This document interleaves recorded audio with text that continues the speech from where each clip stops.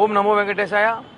ఈరోజు Tirupati east police station నందు Nellore MLC Chandrasekhar Reddy నిన్న డిఎస్సి అక్రమాలు జరుగుతున్నాయని చెప్పి ఒక కార్యక్రమం చేస్తున్నారు వైసీపీ వాళ్ళు. గత కొద్ది రోజులు చూస్తున్నాం మనం. ఆ కార్యక్రమంలో వాళ్ళు నిన్న శ్రీ వెంకటేశ్వర స్వామి పాటల్ని కించపరిచే విధంగా, మా మనోభావాలు దెబ్బతీసే విధంగా హిందువులు మరొకసారి వైసీపీ అవమానించని చెప్పి చెప్పుకోవడానికి ఒక సందర్భం జరిగింది. నిన్న వాళ్ళు నెల్లూరులో ఒక కార్యక్రమం చేస్తూ డిఎస్సిలో వాళ్ళు శ్రీ వెంకటేశ్వర స్వామి పాట ఏదైతే గోవింద భజన పాట మనం ఎంత భక్తిగా పాడుతామో ఆ పాటని పేరిడి చేసి ఆ పాటని అవహేళన చేస్తూ అక్కడున్న వైసీపీ నాయకులతో ఆనందం ఉండరు.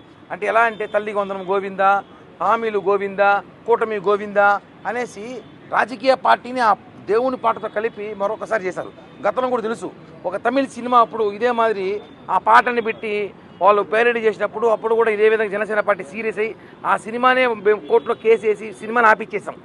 అలాంటిది మీరు ఈ రాష్ట్రంలో పుట్టి హిందువులుగా అయ్యండి మీరు దేవుని పాటతో ఆటలాడతారా? మా మనోభావాలు దెబ్బతీస్తే ఎలా మీకు తెలుసు.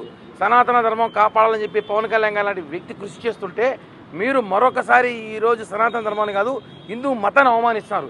కాబట్టి మీ మీద చర్యలు తీసుకొని టీటీడీ కూడా ఫిర్యాదు చేశాం, అలాగే ఈస్ట్ పోలీసులకు ఫిర్యాదు చేశాం. వాళ్ళ మీద చర్యలు తీసుకొని వాళ్ళు కఠిన చర్యలు తీసుకుంటే భవిష్యత్తులో వెంకటేశ్వర స్వామి కానీ ఏ దేవుడే కానీ సరే హిందూ మతంతో మాట్లాడేటప్పుడు హిందూ మతాల దేవుడు పాటలు కానీ ఆ ఒక సాంప్రదాయాన్ని గౌరవించాలని చెప్పి కూడా డిమాండ్ చేస్తున్నాం.